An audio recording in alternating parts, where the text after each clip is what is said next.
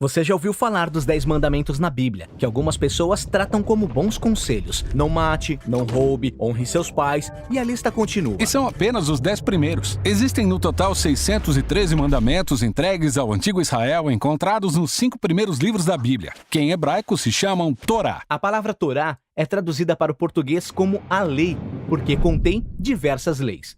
Quem lê essas leis se questiona: será que devo obedecer a algumas ou a todas? Qual é o propósito da lei?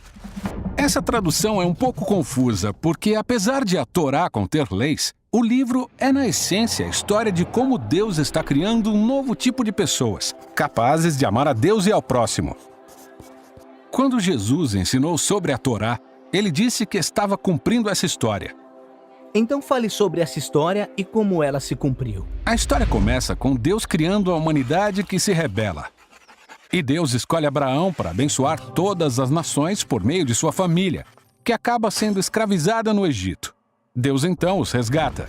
Depois, no Monte Sinai, Deus faz uma aliança com Israel, um acordo. E todas as leis que Moisés dá a Israel são os termos deste acordo. São como uma constituição. Algumas das leis tratam dos rituais e costumes que separam Israel de outras nações. Outras são sobre justiça social e moralidade.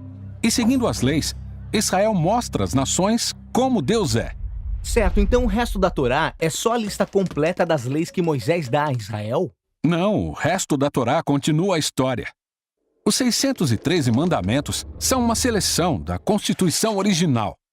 E esses foram divididos e colocados em pontos estratégicos dentro da história. Se prestar atenção, vai perceber um padrão claro. Moisés dá as primeiras leis para Israel. Não adore outros deuses, não faça ídolos. E logo depois tem uma história de como Israel quebra essas leis. Eles adoraram o bezerro de ouro. E então Moisés dá mais algumas leis. E logo você encontra mais histórias de rebelião. Outras leis e mais rebelião, mais leis e mais rebelião. E aí você entende o ponto. Não importa quantas leis existam, eles continuam a se rebelar. No fim da história da Torá, Moisés faz um último discurso a Israel, enquanto se preparam para entrar no seu novo lar.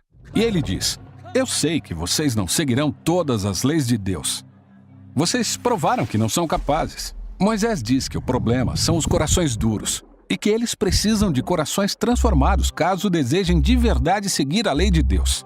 E ele estava certo. A história continua contando o fracasso total de Israel. Eles entram na terra e quebram todas as leis. Isso. A próxima seção de livros na tradição judaica são os 15 livros dos profetas. E eles olham de volta para toda a história até ali. Por exemplo, Ezequiel disse que se Israel um dia fosse obedecer à lei,